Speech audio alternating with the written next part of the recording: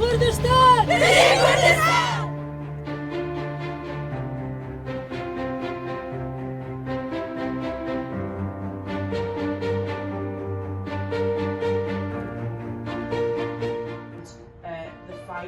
You're very courageous and your leadership has been an inspiration to me.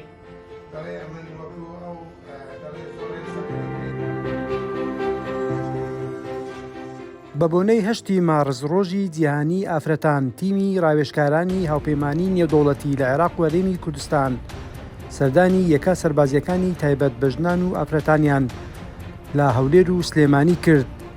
وێڕای پیرۆزباییکردن بەو بۆنەیەوە بوونی یەکە سەربازیەکانی تایبەت بە ڕەگەزی ژنان و ئافرەتانیان بە هەنگاوێکی گرنگ و پڕبایەق وەسف کرد.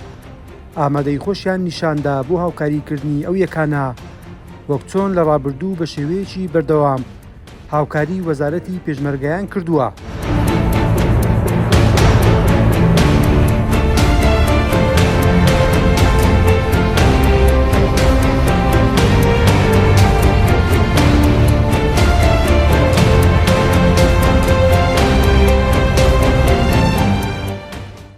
لەلایەن خۆشیانەوە بەرپرس و فەرماندایەکە سەربازیەکانی ژنان و ئافرەتان سوپاسی سەردانی تیمی ڕاوێژکارانی هاوپەیمانی نێودەوڵەتیان کرد و هیوایان خواست بە هاوکاری ئەوان و حکوومەتی هەرێم و وەزارەتی پێشمەرگە بتوانن زیاتر بەرەو پێش بچن و شانبەشانی پیاوان بەشدار بن لە پارێزگاریکردن لە خاک و نیشتیمان.